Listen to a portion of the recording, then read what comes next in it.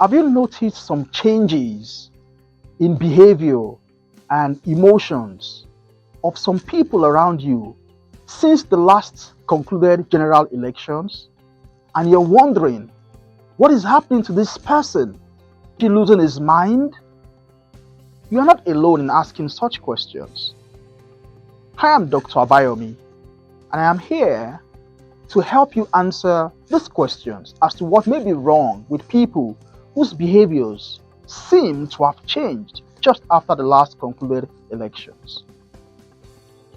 It has been shown that when people experience a major life event, just like an election, and their expectations do not come true, in other words, they did not win, or their candidate did not win in the last elections, people can experience very strong negative emotions and even experience unusual behaviors that may be a source of concern to their family members, friends, colleagues at work, and even neighbors.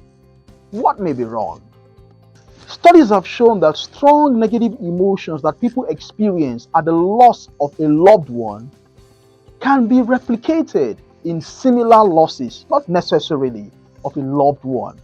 For example, the loss of an election, or the belief that one's candidate may have lost an election.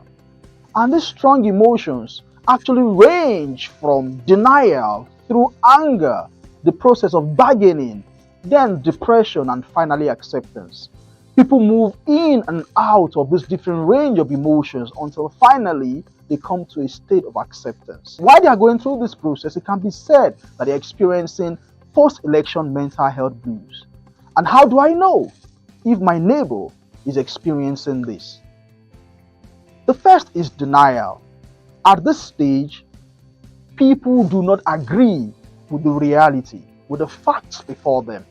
A candidate may have been declared as the winner of the elections, but they hold on to their own beliefs, which are at variance with the facts on ground. At this point, they are in shock, they are in denial, they are confused, they do not know what to do. Some are actually stuck and do not want to take any steps at all. After this stage is the state of anger, when people become unduly argumentative. They are verbally and physically aggressive, they even become destructive, destroying lives and properties. They verbally insult their colleagues or even superiors at work. It is part of the normal grieving process, the state of anger. Later on, they may move on to the state of bargaining, where they begin to ask questions. Oh, if only I had done this. Oh, I wish I had not done this. That is also normal. People go through this. Afterwards, they experience the emotion of depression. At this point, they are sad, they are tired, their appetite goes down, they have difficulty sleeping, they feel hopeless. Some feel frustrated and actually suicidal. But that is also part of the grieving process. And finally, they come to a place of acceptance, where they come to accept that it is what it is. There is nothing they can do about it. It is tough, but then it is what it is. All this range of emotions that people experience at the loss of a loved one, and as we can see, people also experience after losing an election or when their candidate loses an election, are normal. And it calls for empathetic understanding from families, friends, neighbors, and colleagues.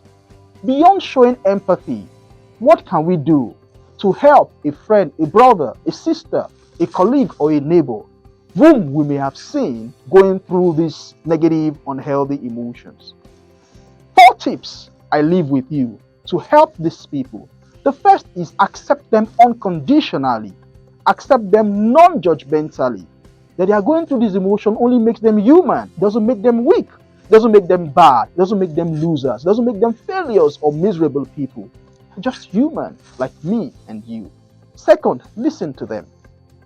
For some, all they need is a listening ear, a shoulder to cry on. A hug is all some may need. Listen to them.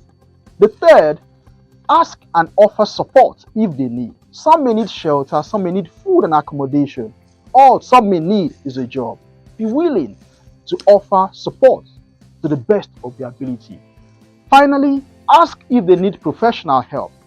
and help them seek professional help for their problems, especially if they seem to last longer than usual or they feel these emotions more intensely than usual, especially if they cry for help.